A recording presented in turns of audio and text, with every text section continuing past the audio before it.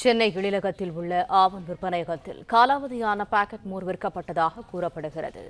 கூடுதல் தகவல்களை தருகிறார் எமது செய்தியாளர் கதிரவன். கதிரவன், வணக்கம். விவரங்கள் என்ன? சென்னை எழிலகம் வளாகத்தில் ஆவின் பாலகம் ஒன்று செயல்பட்டு வருகிறது. இங்கே மோர், பால் உள்ளிட்ட பொருட்கள் விற்பனை செய்யப்படுகிறது.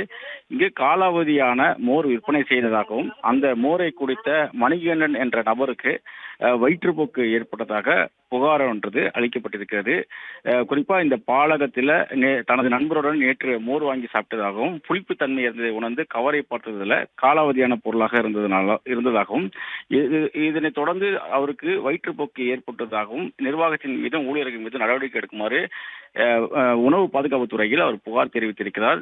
இன்று காலை அது குறித்து அவரது நண்பர்கள் சென்று கேட்டபோது காலாவதியான பொருட்களை தனியாக எடுத்து வைத்ததாகவும் மணிகண்டன் திடீரென மோர் கேட்டபோது அதை தவறுதலாக எடுத்துக் கொடுத்ததாகவும் ஊழியர்கள் தெரிவித்திருக்கிறார்கள். இந்த சம்பவம் தொடர்பாக உணவு பாதுகாப்புத்துறை அதிகாரிகள் விசாரணையை மேற்கொண்டு வருகிறார்கள். ஊழியர்களோடு அவர்கள் பேசக்கூடிய வீடியோ தற்போது வெளியே இருக்கிறது. அதாவது ஆவின் உணவு பாலகத்தில் காலாவதியான மோர் விற்பனை செய்தது பரபரப்பையும் அதிர்ச்சி ஏற்படுத்தியிருக்கக்கூடிய நிலையில ஊழியர்களுடன் அவர்கள் வாக்குவாதத்தில் ஈடுபடக்கூடிய வீடியோ காட்சிகளும் வெளியாகி இருக்கிறது.